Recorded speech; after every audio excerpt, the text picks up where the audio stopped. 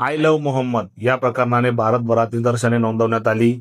अनेक ठिकाणी रॅल्या काढण्यात आल्या, अनेक ठिकाणी जुलूस काढण्यात आले आणि अनेक ठिकाणी पोलिसांवर दगडफेक देखील झाली। नेमके हे सर्व प्रकरण काय आहे? मुस्लिमांच्या म्हणण्याप्रमाणे भारतात आय लव्ह मोहम्मद म्हणण्याला देखील स्वातंत्र्य नाहीये का? हे सर्व प्रकरण काय आहे? या प्रकरणात किती सत्य आणि किती तथ्य आहे जाणून घेऊयात आपल्या या व्हिडिओच्या माध्यमातून। तर नमस्कार मित्रांनो, मी सचिन आणि तुम्ही बघत आहात जागतिक विचार मंच। दिनांक 4 सप्टेंबर 2025 रोजी उत्तर प्रदेशमधील कानपूर येथे बरावपतच्या सणानिमित्त मुस्लिमांकडून आय लव्ह मोहम्मदचे पोस्टर लावण्यात आले आणि या पोस्टरवरून हिंदू आणि मुस्लिमांमध्ये वाद चिघळला। हा बरावपत साजरा करण्यासाठी काही मुस्लिमांकडून कानपूरमध्ये आय लव्ह मोहम्मदचे पोस्टर्स लावण्यात आले। त्या पोस्टर्सला हिंदू संघटनांनी विरोध केला। ही नवीन पद्धत आहे अशी हिंदू संघटनांनी पोलिसांमध्ये माहिती दिली आणि त्या माहितीनुसार पोलिसांनी हे बॅनर्स काढून टाकले आणि काही जणांवर गुन्हे देखील दाखल केले। आणि या सर्व वादामुळे मुस्लिम समाजात आक्रोश निर्माण झाला आणि भारतभरात रॅल्या, मोर्चे आणि निषेध नोंदवण्यात आला।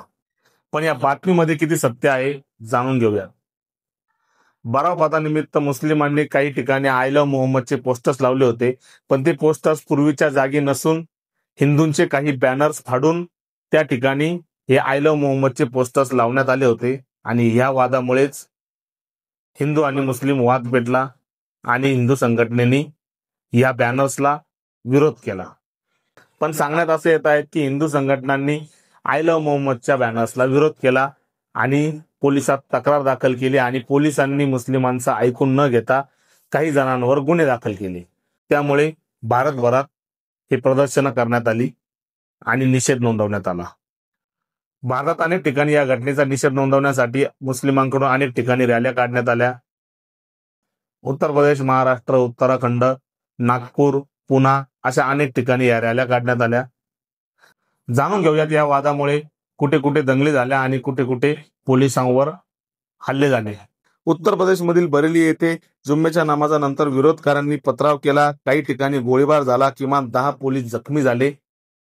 बरेली बरोबरच मऊ आणि बागपाटमध्ये देखील या घटना घडल्याची नोंद करण्यात आलेली आहे।